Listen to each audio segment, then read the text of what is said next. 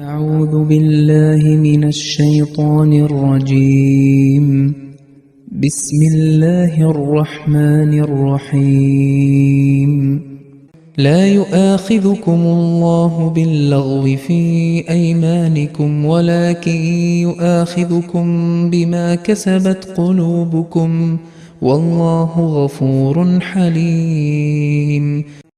അസ്സലാമു അലൈക്കും വറഹ്മത്തുള്ളാഹി വബറകാതുഹു. സൂറത്തുൽ ബഖറയിലെ 226 വചനമാണ് നിങ്ങളിവിടെ ശ്രവിച്ചത്. അതിൻ്റെ അർത്ഥം ഇപ്രകാരമാണ്: നിങ്ങളുടെ ശപഥങ്ങളിലെ നിരർത്ഥകമായതിനെ സംബന്ധിച്ച് നിങ്ങളെ അള്ളാഹു ശിക്ഷിക്കുകയില്ല. പക്ഷേ നിങ്ങളുടെ ഹൃദയങ്ങൾ ബോധപൂർവം സമ്പാദിച്ചതിന് അവൻ നിങ്ങളെ ശിക്ഷിക്കുന്നതാണ്. അള്ളാഹു സർവ്വഥാ പുറത്തു കൊടുക്കുന്നവനും സഹിഷ്ണുത ഉള്ളവനുമാകുന്നു.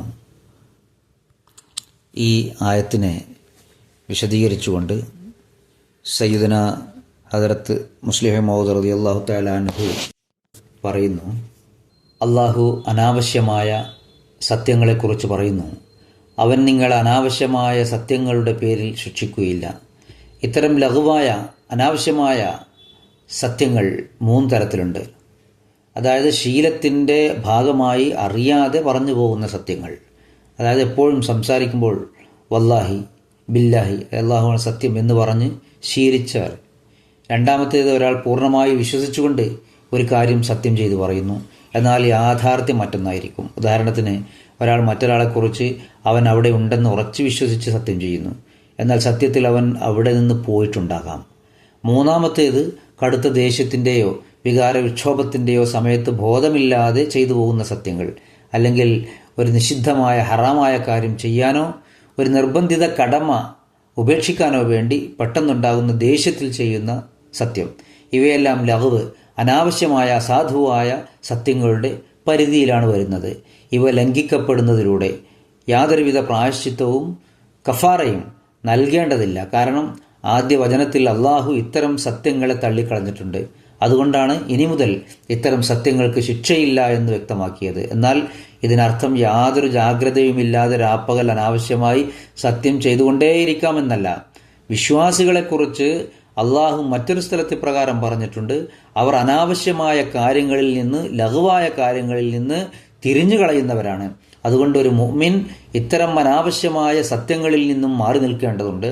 ഇത്തരം സത്യങ്ങൾ പറഞ്ഞു പോയവർ പാപികളാവുകയോ അതിൽ ഖേദിക്കേണ്ടി വരികയോ ഇല്ലെങ്കിലും അവ ഒഴിവാക്കുക തന്നെയാണ് വേണ്ടത്. അതെ, ഇവ ലംഘിച്ചാൽ പ്രായശ്ചിത്തത്തിൻ്റെ ആവശ്യമില്ല.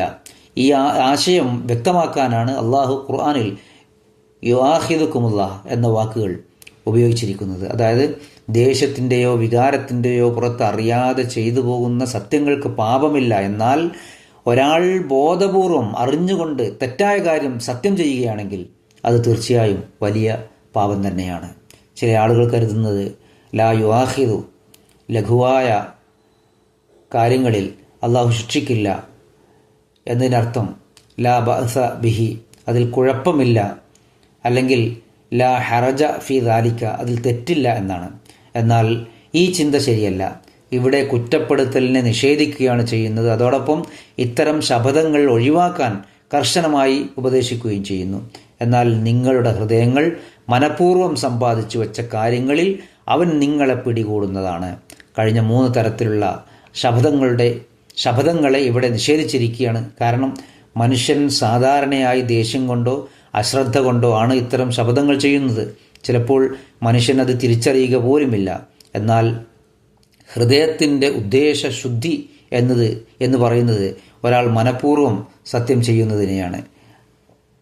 ഒരാൾ ഒരു കാര്യത്തെക്കുറിച്ച് ശരിയാണെന്ന് വിചാരിച്ച് സത്യം ചെയ്യുകയും എന്നാൽ അത് പിന്നീട് തെറ്റാണെന്ന് ബോധ്യപ്പെടുകയും ചെയ്താൽ അങ്ങനെയുള്ള ശപഥങ്ങളുടെ പ്രായശ്ചിത്തത്തെക്കുറിച്ച് അള്ളാഹു സൂറത്തുൽ മാഇദയിൽ ഇപ്രകാരം പറഞ്ഞിരിക്കുന്നു: അതിൻ്റെ പ്രായശ്ചിത്തം നിങ്ങളുടെ കുടുംബങ്ങൾക്ക് നിങ്ങൾ നൽകിക്കൊണ്ടിരിക്കുന്നതിൽ വെച്ച് മധ്യ നിലവാരത്തിലുള്ള 10 ദരിദ്രർക്കുള്ള ഭക്ഷണമാണ്, അല്ലെങ്കിൽ അവർക്കുള്ള വസ്ത്രമാണ്, അല്ലെങ്കിൽ ഒരു അടിമയെ മോചിപ്പിക്കലാണ്. സൂറത്തുൽ മാഇദ ആയത്ത് 81. എന്നാൽ ഇതിനൊന്നും സാധിക്കാത്തവർ 3 ദിവസം വ്രതമനുഷ്ഠിക്കേണ്ടതാണ്. ഇത് നിങ്ങൾ സത്യം ചെയ്തതിന് ശേഷമുള്ള നിങ്ങളുടെ ശപഥങ്ങളുടെ പ്രായശ്ചിത്തമാണ്. അതിനാൽ നിങ്ങളുടെ ശപഥങ്ങളെ നിങ്ങൾ സൂക്ഷിക്കുക. ഇവിടെ ഒരു ചോദ്യം ഉയർന്നു വരുന്നു. വിശുദ്ധ ഖുർആൻ തൊട്ട് സത്യം ചെയ്യുന്നത് അനുവദനീയമാണോ അതോ അല്ലയോ? പ്രാദേശികമായ ആചാരങ്ങൾ കണക്കിലെടുത്ത് ഖുർആൻ മുന്നിൽ വെച്ച് സത്യം ചെയ്യുന്നത് എൻ്റെ അഭിപ്രായത്തിൽ അനുവദനീയമാണ്. കാരണം ഖുർആൻ തൊട്ട് സത്യം ചെയ്യുന്നത് ഒരുവൻ്റെ ഹൃദയത്തിൽ വലിയ സ്വാധീനം ചെലുത്തുന്നു. എന്നാൽ നിങ്ങളുടെ ഹൃദയങ്ങൾ മനഃപൂർവ്വം സമ്പാദിച്ചു വെച്ച കാര്യങ്ങളിൽ അവൻ നിങ്ങളെ പിടികൂടുന്നതാണ്. ഇതിൽ നിന്നും മനസ്സിലാകുന്നത് ഒരു വ്യക്തിയുടെ മനസ്സിൽ മോശമായ ചിന്തകളുണ്ടാകാമെന്നാണ്. ഉദാഹരണത്തിന് സ്വന്തം സഹോദരനെക്കുറിച്ച് തെറ്റായ ധാരണ ഉണ്ടാകുക, അല്ലെങ്കിൽ അഹങ്കാരം, അസൂയ, വെറുപ്പ് എന്നിവ ഉണ്ടാകുക. എന്നാൽ അവൻ ആ ചിന്തയെ ഉള്ളിൽ തന്നെ അടിച്ചമർത്തുകയാണെങ്കിൽ ആ ചിന്തയോ വികാരമോ ഒരു മോശം സ്വഭാവമായി കണക്കാക്കില്ല. കാരണം ആ വ്യക്തി യഥാർത്ഥത്തിൽ മോശം സ്വഭാവത്തോട് പോരാടുകയാണ് ചെയ്യുന്നത്. അതിനാൽ അവൻ പ്രശംസയ്ക്ക് അർഹനാണ്. അതുപോലെ ഒരു വ്യക്തിയുടെ മനസ്സിൽ നല്ലൊരു ചിന്ത വരികയും എന്നാൽ സ്വാഭാവികമായി അവൻ്റെ മനസ്സ് ആ നല്ല കാര്യത്തിലേക്ക് ചായുന്നില്ലെങ്കിൽ അവൻ അതിനെ വളരാൻ അനുവദിക്കരുത്.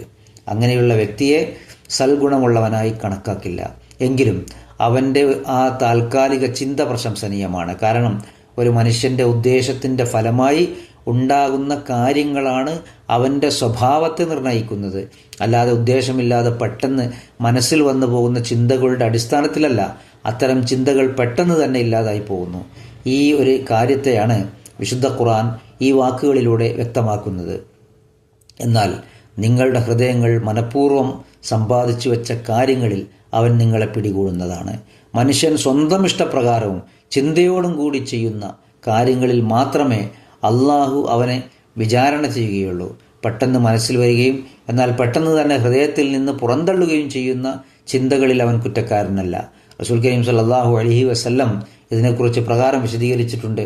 ഒരു വ്യക്തിയുടെ മനസ്സിൽ പെട്ടെന്നൊരു മോശം ചിന്ത വരികയും അവൻ ആ ചിന്തയെ ഹൃദയത്തിൽ നിന്ന് ഉടൻ തന്നെ പുറത്താക്കുകയും അതനുസരിച്ച് പ്രവർത്തിക്കാതിരിക്കുകയും ചെയ്താൽ തീർച്ചയായും ആ വ്യക്തി ചെയ്യുന്നത് ഒരു നല്ല കാര്യമാണ്, ഒരു പുണ്യ പ്രവൃത്തിയാണ്. ഒരാളുടെ മനസ്സിൽ ഒരു തിന്മ ചെയ്യണമെന്ന ചിന്ത വരികയും എന്നാൽ അവൻ അതിനെ നിയന്ത്രിക്കുകയും അതിനനുസരിച്ച് പ്രവർത്തിക്കാതിരിക്കുകയും ചെയ്താൽ അള്ളാഹു അവൻ്റെ പേരിൽ ഒരു പൂർണ്ണമായ നന്മ രേഖപ്പെടുത്തും. അതായത് ആ ചീത്ത ചിന്തയെ അടിച്ചമർത്തിയത് കാരണം അവന് പ്രതിഫലമായി നന്മ ലഭിക്കും. അള്ളാഹു പാപങ്ങൾ പൊറുക്കുന്നവനും സഹനശീലനുമാണ്, ഗഫൂറും ഹലീമുമാണ്. ഗഫൂർ എന്ന വാക്ക് വ്യക്തമാക്കുന്നത് നിങ്ങൾ ഇത്തരം സത്യങ്ങളിൽ നിന്ന് വിട്ടുനിൽക്കുകയും പശ്ചാത്തപിക്കുകയും ചെയ്താൽ അവൻ നിങ്ങൾക്ക് മാപ്പ് നൽകുമെന്നാണ്. കൂടാതെ ഹലീം എന്ന് പറഞ്ഞുകൊണ്ട് ഈ ഒരു കാര്യത്തിലേക്ക് ശ്രദ്ധ ക്ഷണിക്കുന്നു. ഇത്തരം വീഴ്ചകളിൽ, ലഘവ് സത്യങ്ങളിൽ അള്ളാഹു ഉടനെ പിടികൂടുന്നില്ല. കാരണം ഇത്തരം സത്യങ്ങളുടെ പേരിൽ അവൻ ശിക്ഷിക്കാൻ തുടങ്ങിയാൽ നിങ്ങൾക്ക് അതിൽ നിന്ന് രക്ഷപ്പെടുക തികച്ചും ബുദ്ധിമുട്ടായി മാറുമായിരുന്നു. അല്ലാഹുമ്മ സ്വല്ലി അലാ മുഹമ്മദിൻ വഅലാ ആലി മുഹമ്മദിൻ വബാരിക് വസല്ലിം ഇന്നക ഹമീദും മജീദ്.